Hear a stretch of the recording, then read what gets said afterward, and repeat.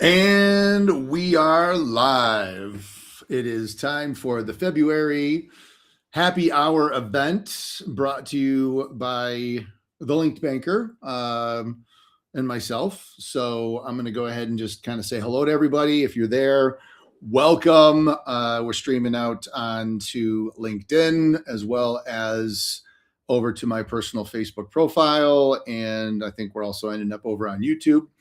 So if you are interested in coming up on the show today, if you just go to www.thelinkedbanker.com/happy hour, that will take you to a page on our LinkedBanker website. You can go scroll down over on the left-hand side. There is a button to click on the Restream link, and that will get you direct access to the Restream, and you'll show up in the waiting room, and then I will click join, and you can come up and spend some time with me and just share what's on your mind. These events are intended to be non-scripted, non-pitchy, just open conversation, inviting anybody that's interested in coming up on stage and having a conversation and being part of the discussion.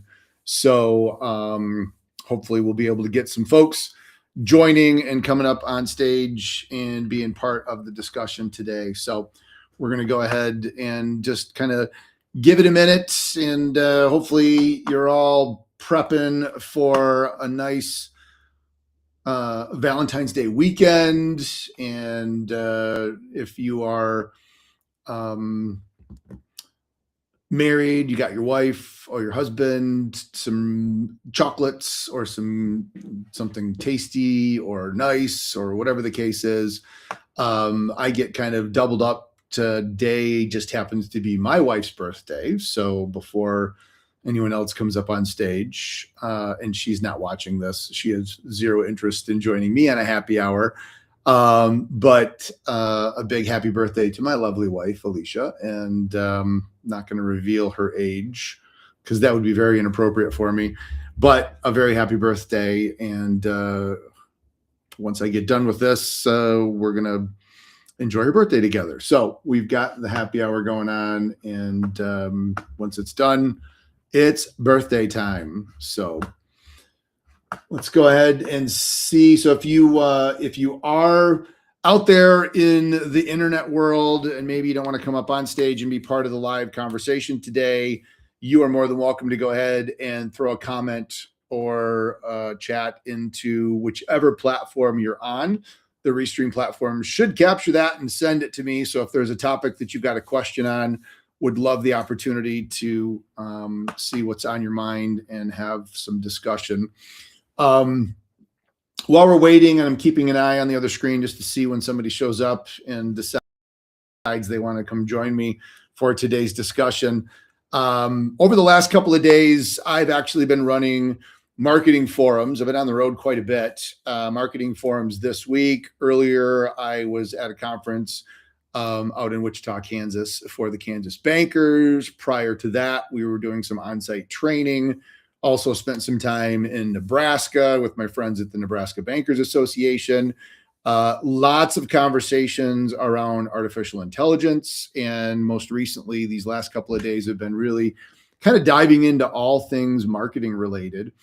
So one of the things that I guess I wanted to chat about, because we are predominantly on LinkedIn, but certainly other platforms as well, is during training as well as during the marketing discussions, we've had some conversations around LinkedIn as a platform, to be able to use it as a way to build your individual subject matter expertise and your credibility in the age of digital relationship building. So what information are you sharing? What knowledge do you have about those that you want to connect and influence, or connect with and influence?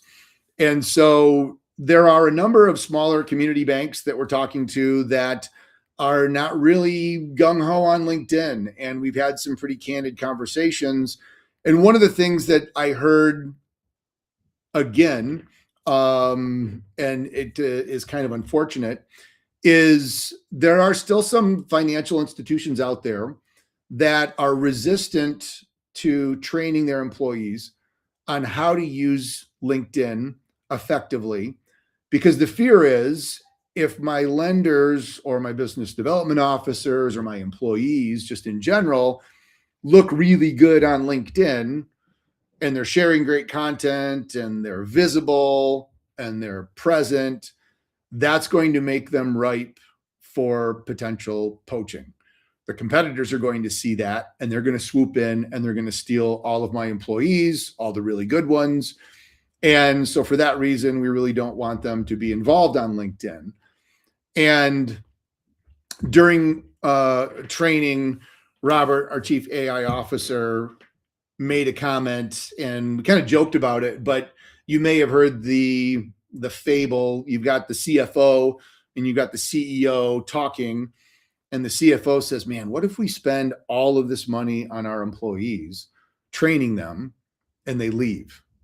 And the CEO says, what if we don't spend any money and we don't train them and they stay? Which is really worse? Would you rather have individuals that don't know their job or aren't present on LinkedIn or don't have visibility, have a good headline, they don't have an about section, they don't have content, they're not sharing, they're not active? So yeah, they're not probably going to be high on the radar from someone looking to poach a good or actively engaged employee. But is that really the type of presentation or representation that you want out on LinkedIn? Is that the type of employee that needs to be out there flying the bank's flag? Or are you better off training your employees, teaching them how to be a rock star on LinkedIn, how to identify their ideal ICP, what sort of content is of interest to them? You're not talking about products and services and rates and fees. Is you're really going after the hearts and minds of those customers, those prospects, those connections that you want to influence. And you're sharing information about them, about their work, about their life, their pain points, what's keeping them up at night. And that's the type of stuff those individuals to feel like this banker really knows me. And for those of you that have ever heard me speak, especially on LinkedIn, and when I talk about personal branding, my father, who was a banker for 33 years, told me very early on in my banking career, if you're going to stick around and do much of this banking thing, you're going to realize that people are going to bank with you because they see you as the banker, as their banker, not just somebody that works in the bank. It's the relationship. And this was way before LinkedIn. This is where you had to be present. You had to join Rotary. You had to go to the Exchange Club. You had to, spend time at the high school sporting events. You had to volunteer for committees, and you were on the chamber and you helped out with the hospital auction. That's where people get the opportunity to know you and like you and trust you. And so for banks that maybe encourage that as part of their ethos within their organization, we want you involved in the community. We want you out there being present with the folks, have a possibility of banking with us. Is it really that much different if you're training them on how to do that, but they're doing it digitally in their digital community, which just happens to be LinkedIn? Maybe it's Facebook, maybe it's Instagram, maybe it's X or Twitter. But how do they build their persona, establish themselves as available and trusted and liked, and to be that banker that somebody actually wants to bank with? I think that's a really important thing to be thinking about.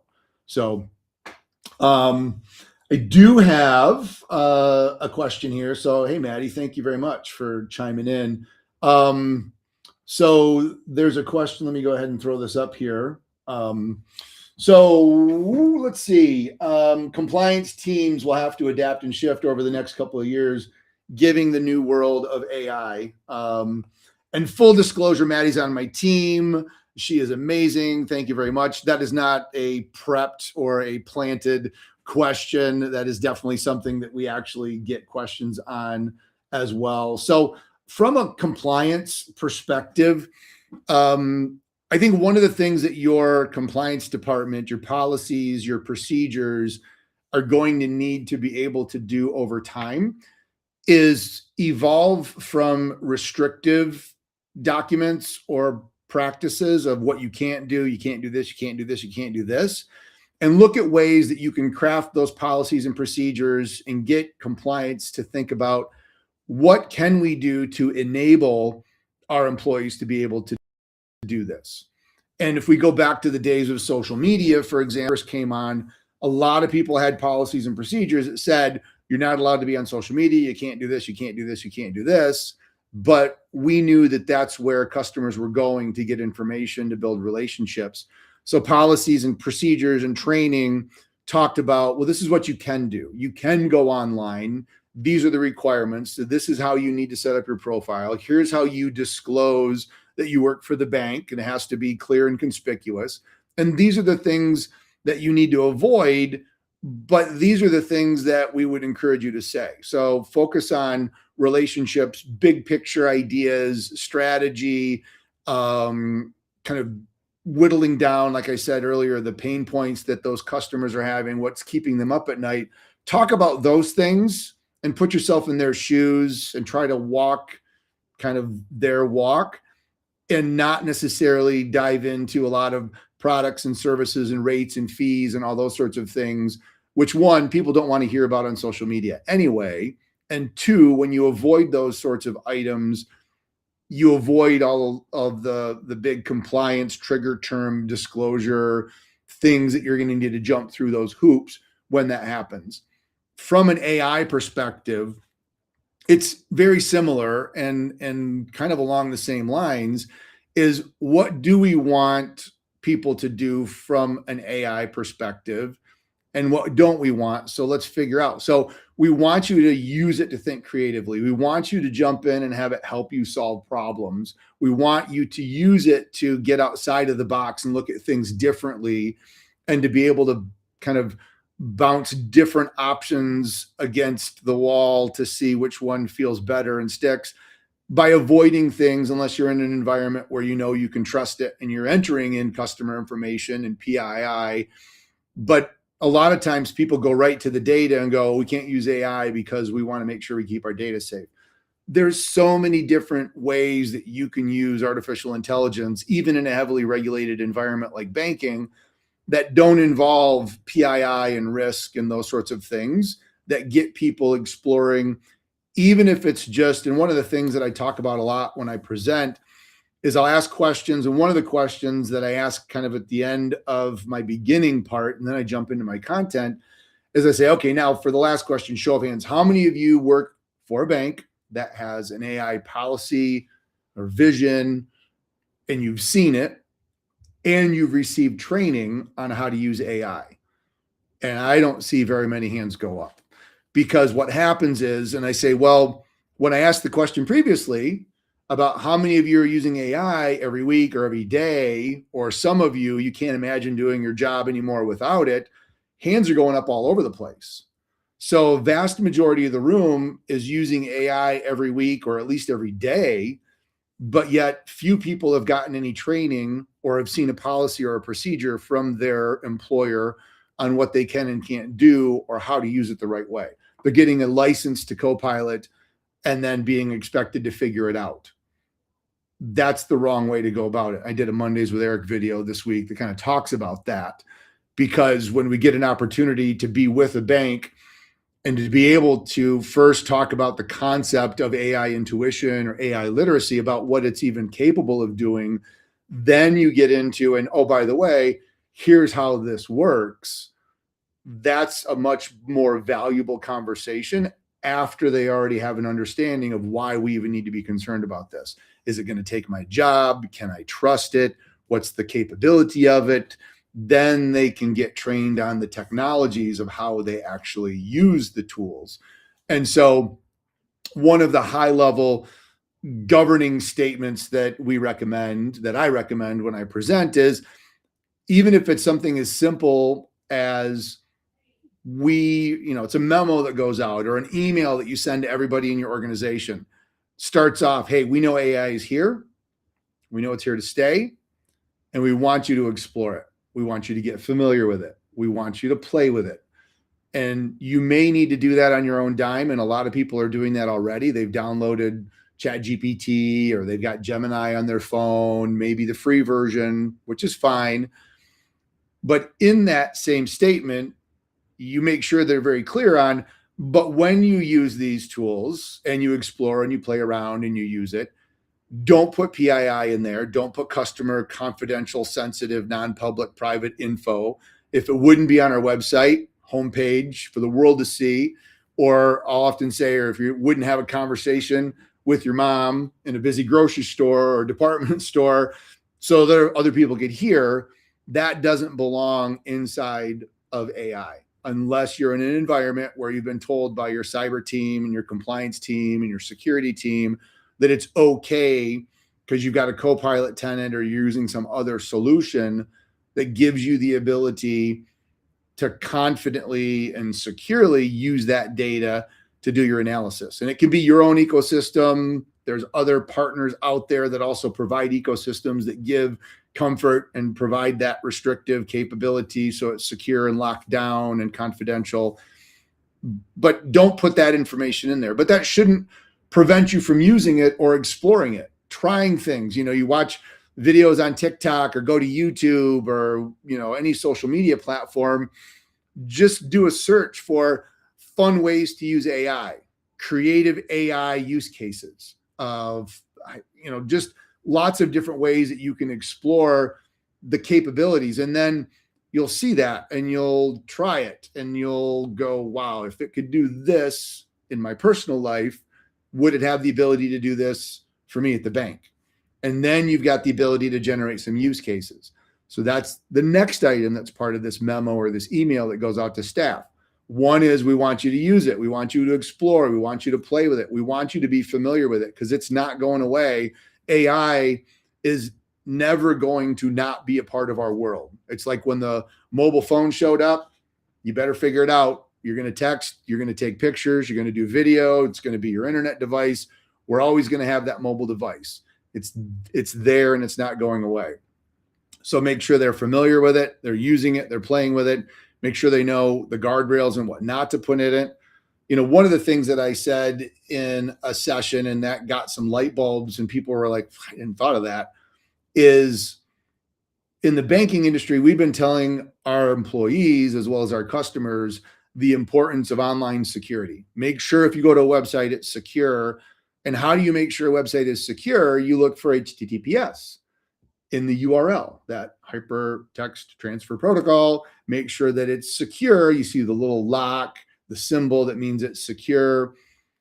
To the average bank employee who's heard security training over and over and over about make sure it's HTTPS, don't click on links you don't trust, blah, blah, look at the URL. They could possibly be going to HTTPS, chatgpt.com or HTTPS, gemini.google.com.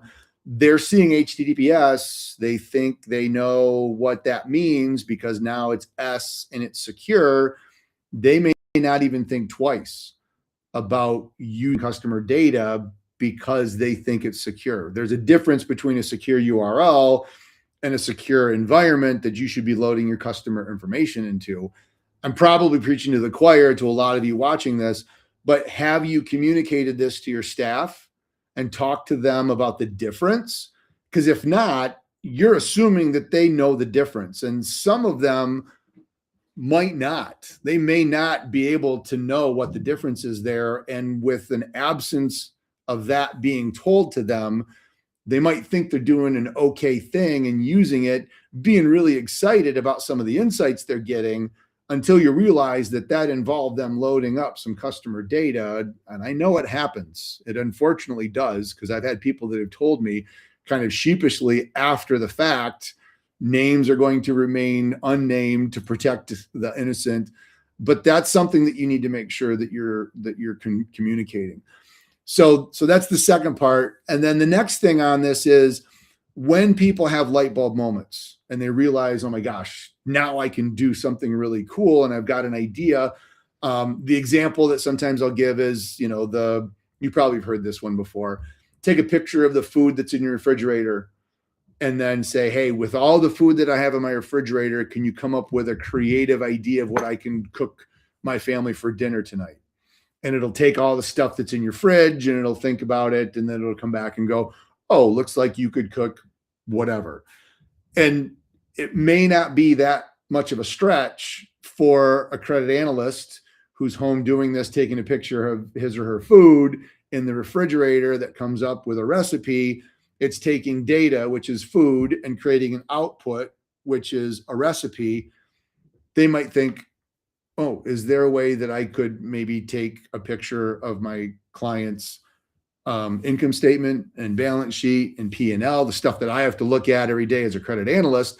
Could I take pictures of all of that, the food, and have it generate an output as to whether or not they're on terms or they're qualified, or if there's a concern that we need to flag, which is the dinner, the output. It's probably not that, I guess, far of a stretch that they could put two and two together and kind of see that. They're not going to do it because they've been told no PII, but when they have these ideas, who do they go to in the organization? Is it just an idea that falls dead and they're like, oh, but maybe we'll do it someday? You need to designate someone in your organization as an AI champion, someone that has been assigned the responsibility for leading this charge, even if you're not actively engaged in doing AI yet. Someone gets that information so they can start recording that, getting a log. Ooh, that's a great idea. Can you give me a little bit more information? What would you think? How would that work? What would be the things that you would want to be able to do? Kind of get the details of that. And guess what? You've now got a use case. And then the next person comes in and tell you something. You got a use case. And the next person tells you. So before you know it, you've got a use case list that might have 7, 8, 10, 15 items on it, because people are now starting to explore. They've been given the parameters by which they can explore, the guardrails, so they're more comfortable where they know where they can't go, but now at least they know where they can go. And those, with a little bit of training maybe and some education, are going to spark ideas and thoughts for people to then think of ways that AI could legitimately help them at the bank. Some of those you could maybe do without really involving PII. Others you might need to, we got to wait until we actually get a secure way of analyzing or getting access to this data. But you now have a use case scenario. So when you hit the ground, you can hit the ground running. And then the last thing that we like to just say as part of that process is make sure that people know that this is a constantly evolving technology or trend or capability, whatever you want to say. Just because you tried something and it didn't work, don't just say, oh, AI is stupid. One, how was it prompted? What were the instructions that you gave it? Was there a different way to ask the question to be able to get a better answer? But two, if the technology isn't quite there yet, doesn't have the ability, try another platform or come back in a week or a month and try it again. One of the sessions that I was at, I was a bit early, which is unusual for me. Usually I take it right to the end, but I finished a little earlier because I wanted to make time for questions. And one of the women in the audience said, okay, how does this happen? I was with my family, our niece who was working on an algebra problem. It was kind of a sophisticated one. We tried it in Copilot or Claude, I think, and then in Gemini. And Gemini got it right and Claude got it wrong. How is that possible? I'm like, if you plug numbers into a program like Excel, 2 in one cell and 2 in another cell, and you put a formula that one cell plus the other cell equals this cell, as long as 2 and 2 is there, you're always going to get 4. The algebraic equation is always going to be solved exactly the same way with the formula. That didn't happen from an AI perspective. So she was questioning, how does that happen? Why does that happen? What should we do? And I said, well, first off, how did you know that Claude was wrong and Gemini was right? And then she admitted that, well, the niece, the gal's mother, actually knew how to do algebra, and she checked it and ran the equation and knew what the answer was. So she was able to verify it. So the thought process around that is you could have the AI check the AI work. But the bigger, I guess, lesson in all of that is the importance of human in the loop and the fact that technology is infallible, that AI is going to produce inaccurate results because it's trained on human knowledge, and we're not perfect creatures. We make mistakes, and it's learned those mistakes. And you need to have someone operating the AI that has the understanding to know when the AI is thrown out a hallucination or inaccurate information, that can take that result and give it the sniff test and go, does this sound right? 2 plus 2 is 758. We know that that's obviously not right. But if you take an equation that's a little bit more complex than that, and you think, well, this probably is going to be maybe in the 150 to 200 range based off of some of the high level things that you know, and it comes out with a number that's way off, you still want to be able to have that sniff test to determine whether or not what's being produced is even close to being accurate. So you know when to question it, to double down. And that is the key importance in all of this, is to ensure that you've got human in the loop that is going to still maintain that involvement, where we're double checking the work of anything that we're producing. Don't assume, and it's probably going to be a while before we can just automatically throw something into AI, have it produce a result and go, okay, done, and never have to look at it. That's a pretty trusting environment that I don't think anybody is at quite yet. So making sure that you're involved in that process at different checkpoints doesn't mean that you need to verify every single thing. I was with someone earlier this week that's done a ton of work from an agentic perspective, where I got to see workflows and checks and balances. But in those workflows, in those flow charts, there were definitive stopping points where human in the loop was like, okay, we've done this, boom, stop, human check. Does it sound right? Is it on target? Are we heading in the right direction? Does it need to be readjusted? If it's cool, then click to continue. And then the agent kicks in and does more stuff. So there's always those little stopping points to get the human to kick in, to participate, to make sure that they're going to be paying attention to what's next in the process. So I think that is an extremely important point that I want to make sure everybody's familiar with. And again, probably preaching to the choir, because a lot of the people that I'm connected with are very familiar with AI, but maybe this message isn't for you. It's for those that you work with. It's for your family. It's for your coworkers or your customers. They may not understand it. And this, if anything, serves as a good reminder to make sure to go out to them and to make sure that they understand what's going on. So I'm going to just go back and take a peek here real quick and see if we've got any other questions going on here. So, awesome. Andrew, we've got a question. And so you may have asked this a little while ago and I was rambling, so my apologies if I missed it. But speaking of human in the loop, do you think we are on the cusp of a boom in risk professionals, governance, testing, methodology, et cetera, AI? That is a really good point. I hadn't thought of that, to be honest with you. I don't know as if it's the risk professional, although I can definitely see that as being logical. But I think it also is going to be, we're on the cusp of reinforcing the fact that the human who understands his or her job is going to be more in demand, which kind of points to the advantage of the senior workforce. And I'm not talking like old people, but I'm talking seniority. They've been in their job for 10, 15, 20 years. Doesn't mean that they're 85 and have a hard time walking upstairs, but they've got the seniority in their job. And those individuals, I think, as technology, as AI becomes easier for people to use, to talk to, when I'm traveling, I pull up my phone, I go to ChatGPT and I press the voice button and I say, good afternoon, ChatGPT, how you doing? Hey, Eric, how's it going? What's on your mind today? Well, I got an idea for a blog post. I've got an idea for a product. I've got a question that I have about a customer and I'm wondering, can you help me flesh this out? I'm always talking to it. And I know when it kind of makes something up or when it says something, if I need to drill down or if I need to, I've been doing this now for a little over 30 years between banking and digital stuff. So there are things that I have heard AI tell me that I question and I push back. I'm like, can you double check that? I'm not sure that's right. I think we need to look at this a little differently. I unpack it and kind of change the direction.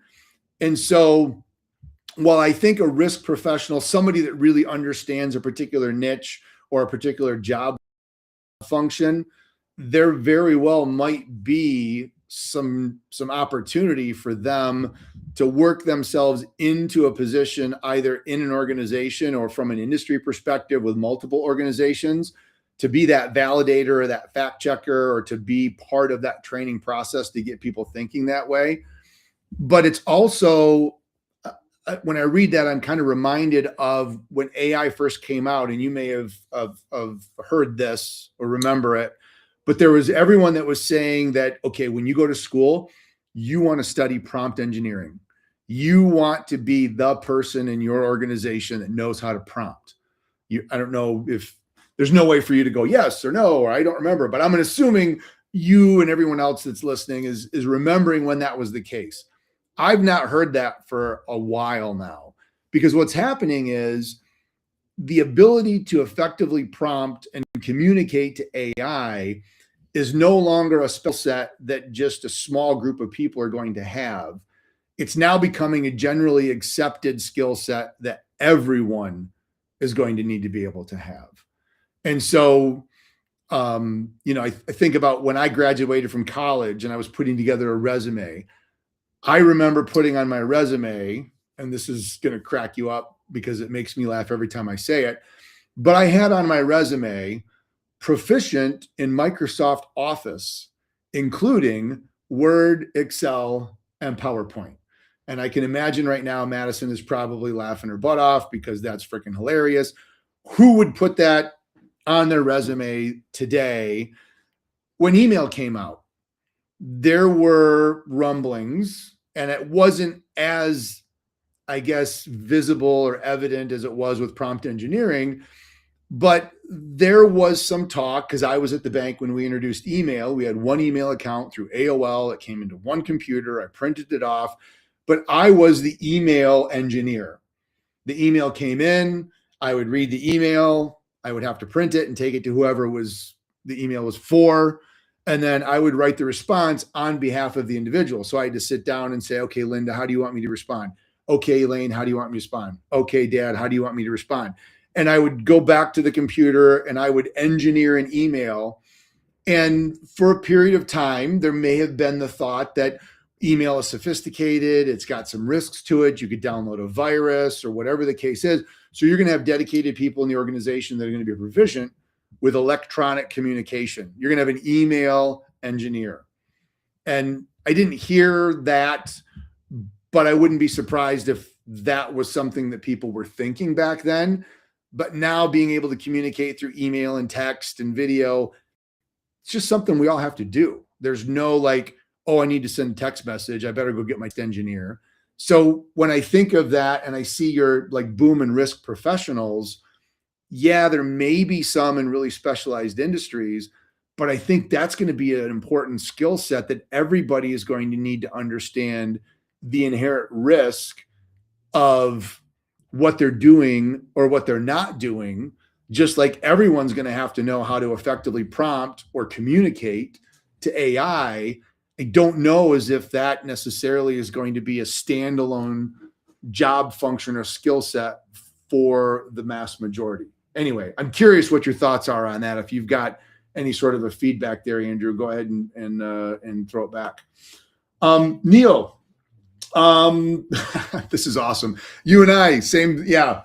Although I will say you're a little bit older than I am, and you're not on screen to defend yourself, so I can totally say that. And maybe that's just my way of seeing if I can get you to log in. But that being said, Neil says he's the only person in the bank with a computer. It was his personal computer. The bank only had terminals connected to the mainframe. So if someone wanted to get out to the information superhighway, that was probably your computer with a squawky 96 baud modem that made lots of noise. But eventually that ended up permeating the organization. Now everybody's got email, everybody's connected, everybody's on the internet. So these things all roll out gradually. AI has moved a lot faster than anything else in the history of mankind. Obviously, we've all seen the statistics about how fast it took ChatGPT to get to 1 million users. 5 days, by the way, 2 months to 100 million users. But the reality is that it's definitely moving very, very quickly.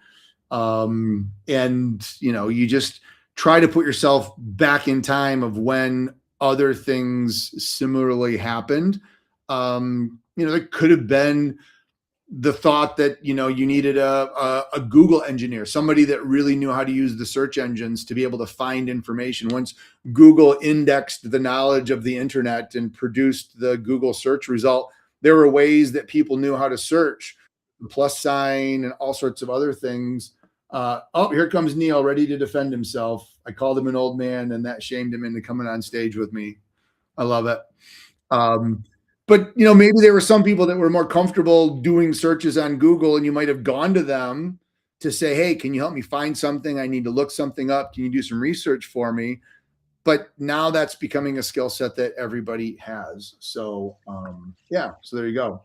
Neil, welcome. Can you hear me? You can't hear me, can you? Business I had to do until just now. So I joined. There you go. Excellent. So was it the old man comment that got you to come up on stage? Yeah, kind of, I had to sort of defend myself. But the problem is when they see me, they go, yeah, he's right. He is an old man. So, okay, I'm here, but I'm trying to be vibrant as much. You could very easily say, dude, you got more gray on your face than I got on my head. And I would totally own that. So I will say it for you. My computer might be locking up from time to time. Am I locking up on you? Yeah, it pause, and then you talk really fast and pause, but okay. we'll make do. So anyway. I think I'm connected to the router fine, so we'll see. We'll see. Good to be here.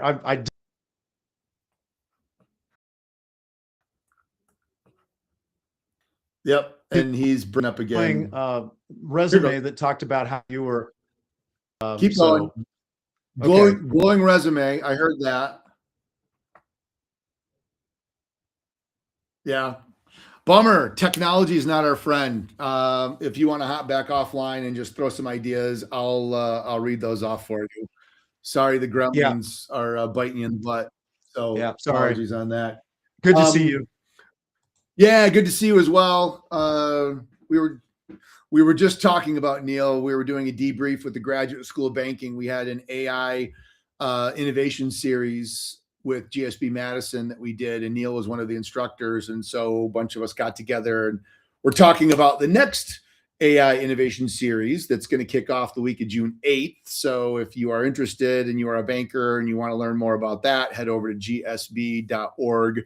Some information there, and we're building out the curriculum for that week-long innovation series, and that was really, really well received. So Ryan, good to see you, man. Thank you for tossing a comment in, and I'm going to go ahead and read this. So tearing the perforated edge off the fax roll and screaming modem or flashbacks some of us could have lived without. Now come on, I know if you hear that screamy squawky modem noise, that's got to give you at least a little bit of a warm fuzzy, because that was like the precursor.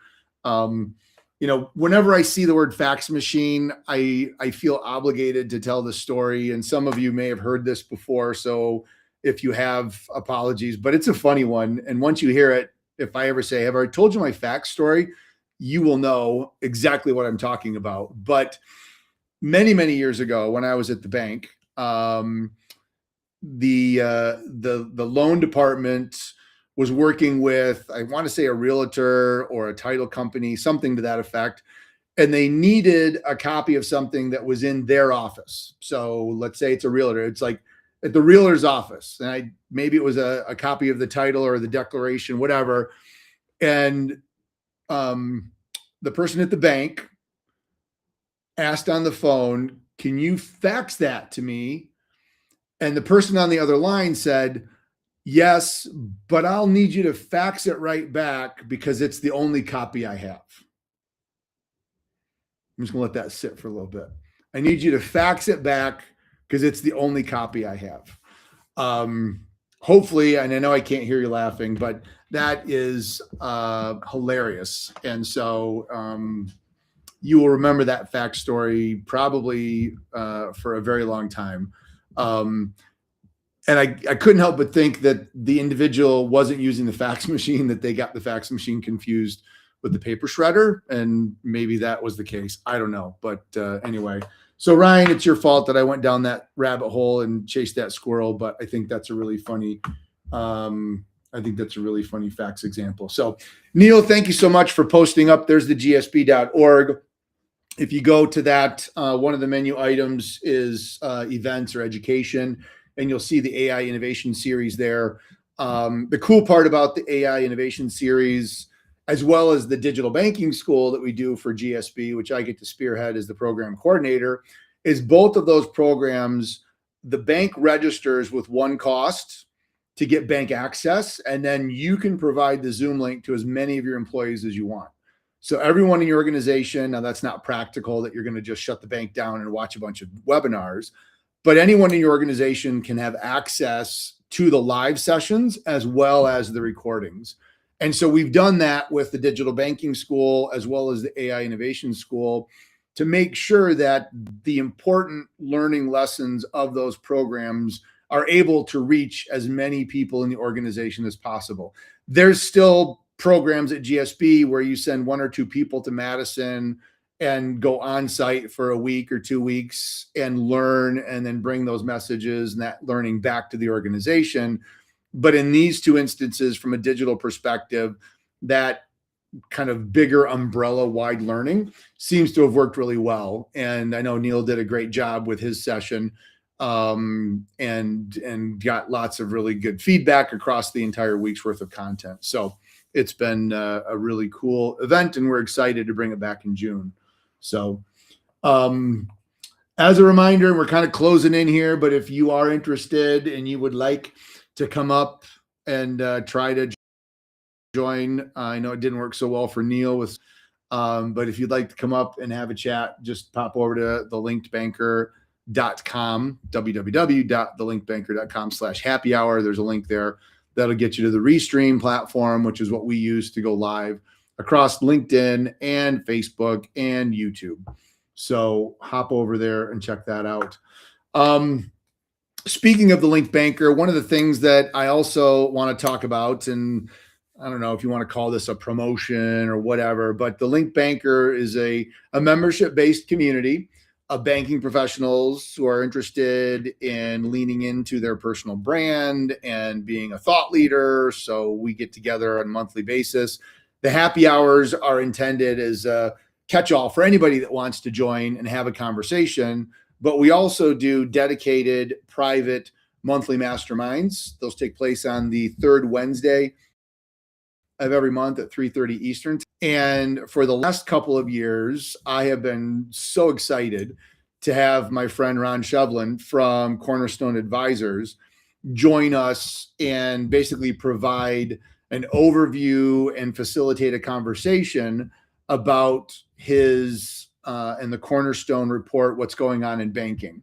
And so we're going to be bringing Ron back next week to have a conversation about his 2026 what's going on in banking report. I'm going through it now. I can tell you there is quite a bit of information about AI, what's working and what's not working, crypto, stablecoin, reciprocal deposits or tokenized deposits. That's a question. And then a lot of the nuances around that. Who's having success? Where are things failing? What are the challenges? It looks at what's going on, not just in banking, but in credit unions, compares the smaller banks with the bigger banks and who's leading and who's lagging.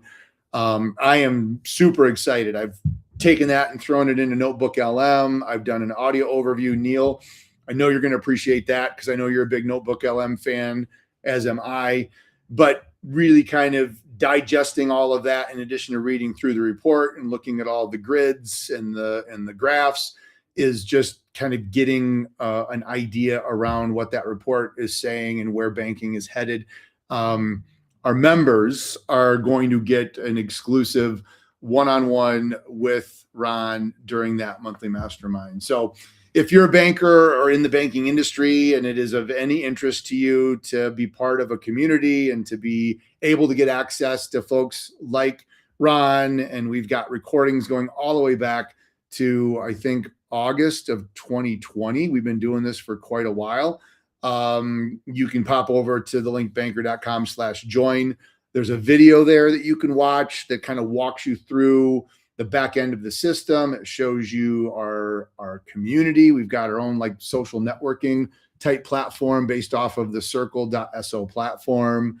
So there's a lot of stuff that we've got on the inside for members, and certainly would love to welcome you. As they say, the more the merrier. So the more people that we have that are part of that community, the more interaction we get, the more ideas that we get, the more perspectives that we get. It's a great way to kind of take your professional career to the next level. It's less than $50 a month. It's not an expensive investment whatsoever. And so if you're interested in checking that out, feel free to pop over or just hit me up and ask me questions. I'm very accessible on LinkedIn. Send me a direct message. I'd chat with you about it.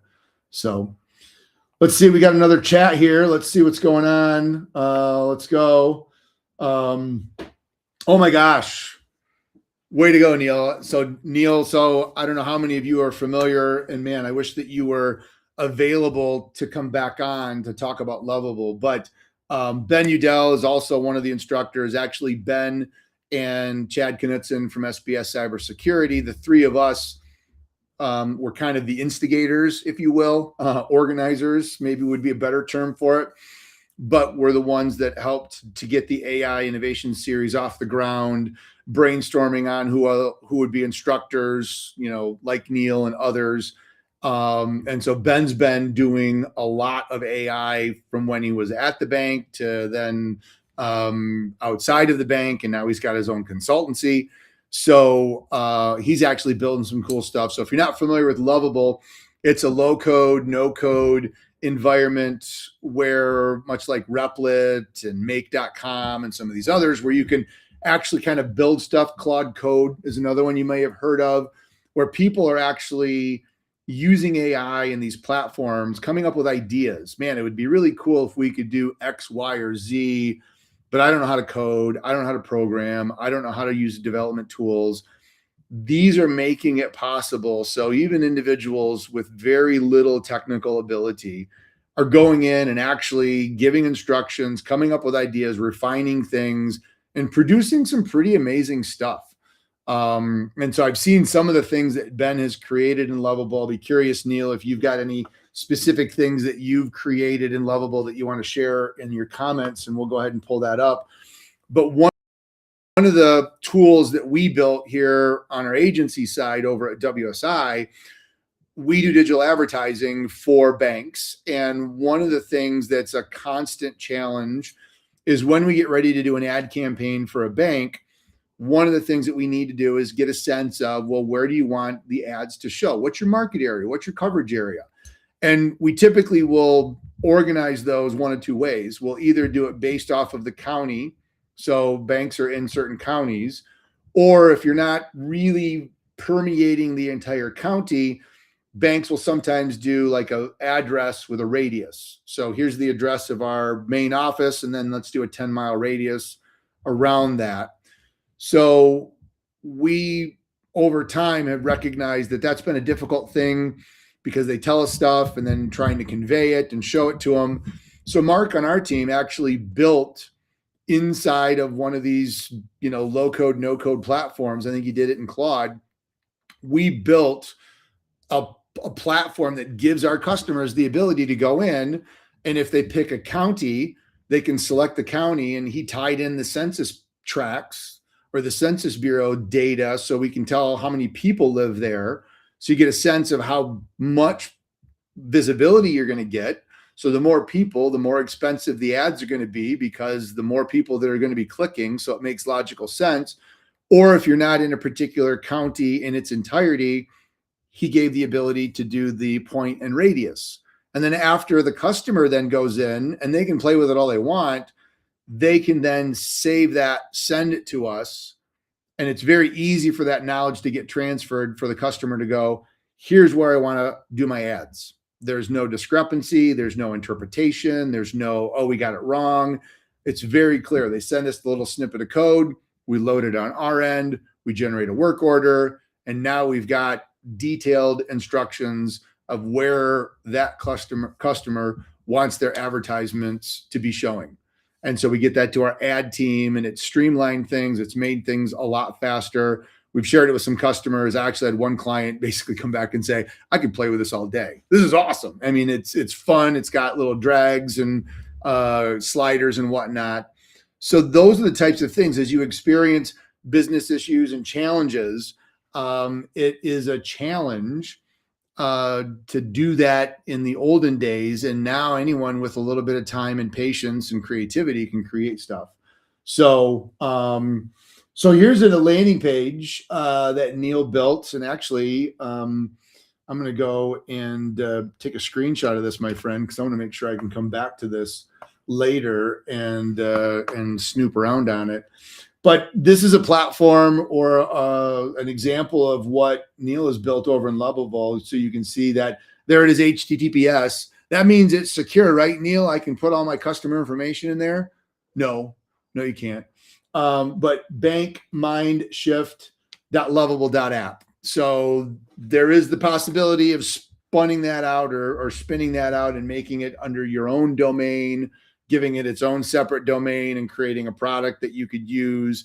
But when you're building, by default, whatever you have goes underneath that Lovable domain. So it's a subdomain there. But you can go and check that out and see what Neil is up to. I have no idea what it is. So we're all going to be surprised when we go there.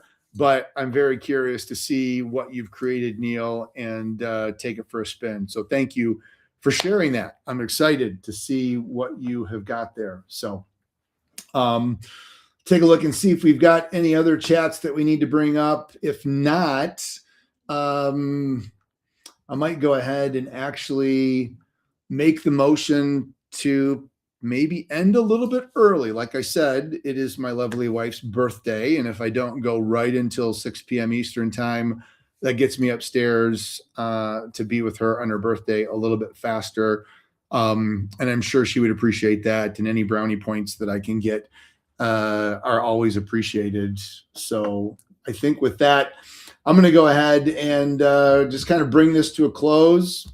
So thank you for joining me. Neil, thanks for trying to come up. Sorry, the technology gremlins just didn't make it a lot of an enjoyable experience for you, but maybe the next time around we'll be able to do that. If you are interested in being part of the LinkedBanker community, which means you're going to get some one-on-one time, or I guess one-on-few time with Ron Shovlin and talk about his What's Going On in Banking report, pop over to the linkedbanker.com/join, check it out, watch the video. Hit me up if you have any questions about the community and what we do. I'd love to share more information with you. If we're not connected yet, connect with me and would love to add you to my network and vice versa. But we go live the second Thursday of every month here for our LinkedBanker Happy Hours at 5 p.m. Eastern time. So even if I don't get a chance to get you invited or you don't see it until kind of last minute, put it on your calendar, make a reservation for it. If it's something that you found value, hopefully some of my ramblings hit home and resonated with you today, gave you some ideas of some things to talk about with your customers, with your colleagues and coworkers, your family, your friends.